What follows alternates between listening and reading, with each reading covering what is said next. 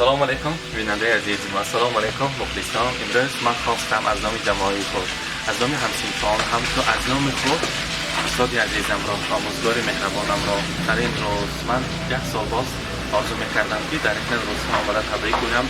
جشن سالگردشان، جشن عید آموزگاران گذشت. امروز خواستم در 8 مارس خود را نیز تبریکات شادمان را پیشکش استاد عزیز کنم و البته پیشکش شما میکنیم. با ما باشد، با یک هیجان زیاد خاندانشان مهمان میشیم.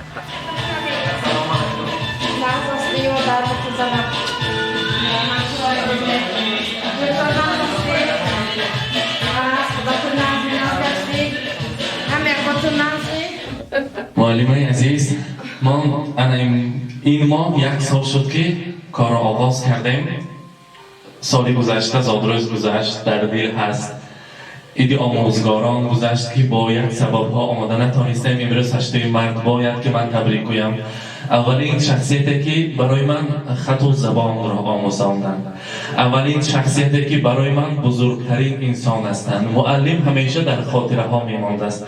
هر بار که یک شخصیت معلم را تبریک گویم، اگر در نقشش آن کس شما را میبینم که مانند شما چنین زنی عاقله، چنین معلمه مهربان که در خردی برای من از حیات خود میدانم که راستی را، مردی را در حیات چکل زندگی کردن را بعد از بوای رسیدم، بعد از که این حیات، این زندگی به دور شما آمد، بعد از آن فهمیدم. رحمت بارایتان معلم عزیز. من میفخرم شاگردی شما هستم. من میفخرم که با چنین وقار میگردم. همه آن چیزهایی که هست از آن آستانه، از آن فوندامنتی که شما ماندید از شما آموختیم. رحمت بارایتان.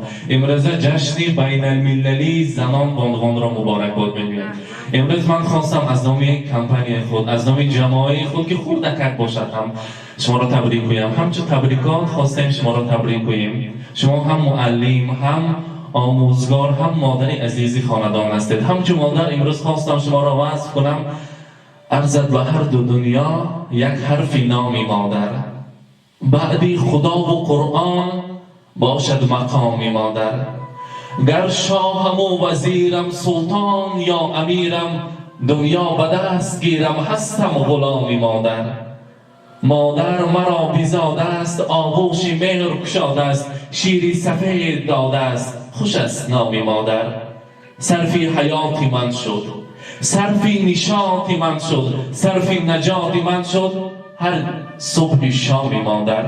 صدها عروسی دلبند، صدها نکوی فرزند، هم قدر هیچ نبود بر یک پیام مادر.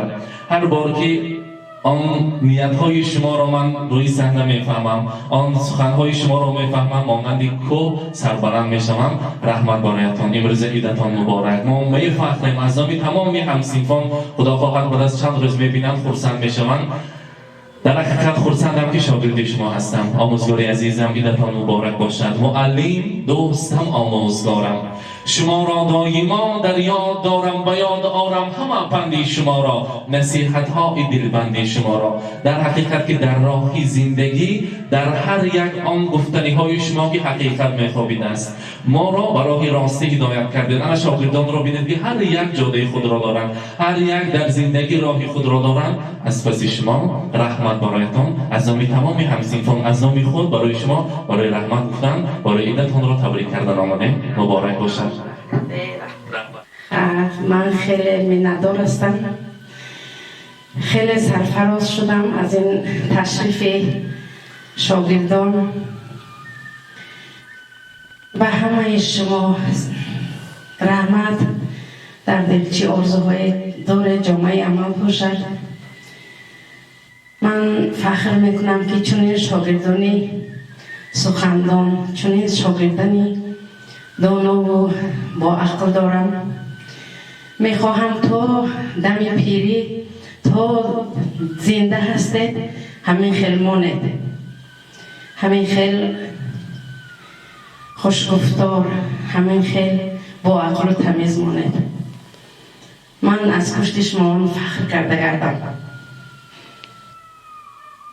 باز یک بار دیگر به تشریفتان تشکر.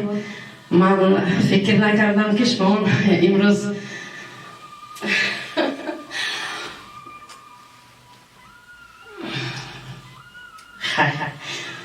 تشکری زیاد.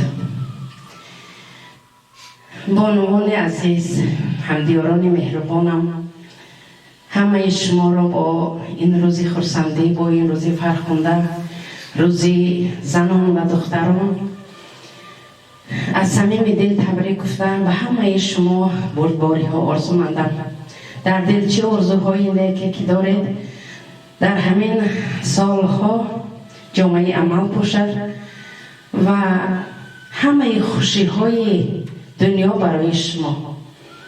رحمت برای تشریف شما هم رحمت تا دنیا هست باشتون. شاگرده عزیز رحمت. رحمت معلم عزیز، شما گل ثبتی همین نزدیکان ما هستید. در حقیقت هر بار میگوییم همان روزی که زن را آفریدند گل نازی چمن را آفریدند، با حسن و قامتش اندازه کردند سپس سرو و سمن را آفریدند. در حقیقت همون دستگل‌های زیبا در نزد مادران هیچ چیز است. شما را دوست می‌داریم، عیدتان مبارک باشد. بیننده های عزیز، برای شما تشکر میگویم. این بودم از ته دل، از صمیم قلب با یک احساساتی بلند استاد عزیز خود را تبریک کردن. هر باری که در نزد استاد سخن گویم زبان لال است و میل لرزد. بگذار باشند و همیشه دعاگوی ما باشد. سلامت باشد. رحمت.